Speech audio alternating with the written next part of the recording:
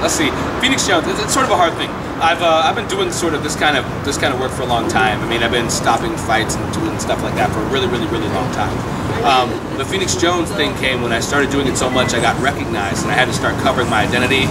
And I have a family and other things, so as I started concealing my identity after certain events in my life, it became apparent that I was going to look like have a ski mask on and a bunch of bulletproof gear and walk through the city, and I was like, that's not going to work.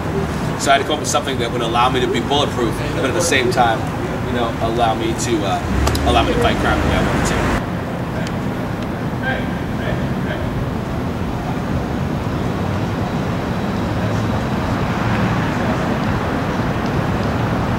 Okay, what is the criteria for joining your team? You have to have military experience, mixed martial arts experience, or provable fight experience that we can take and translate that into the streets. You have a bulletproof vest, and you got to be willing to put in the time it takes to become a full-fledged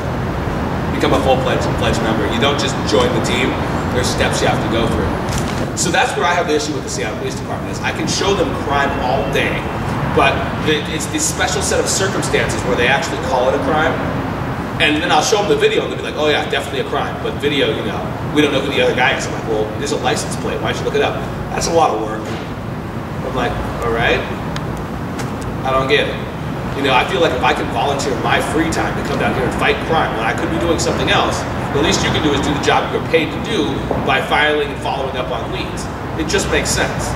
What do you say to your critics who may criticize you being a vigilante or something like that? What do you say to that? Vigilante, whenever they say that, I tell them they can't hate it. Because the definition of vigilante is someone who finds crime and exacts their own justice. I see a guy out there in the corner smoking crack, and I think crack kills people, so I go over and kill them.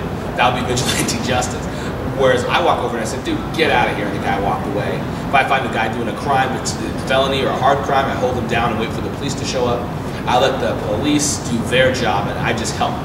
That's not a vigilante, so I tell them they just can't read. And the people who think that, you know, personal things about me, I always just say, you know, you're probably right, change the channel. So how long do you plan or intend on being Phoenix Jones? Until the people no longer need me or don't want me. You know, there's a mix, like, when people like don't like you, I don't care. But when they don't like you and don't need you, then I start to feel kind of weird.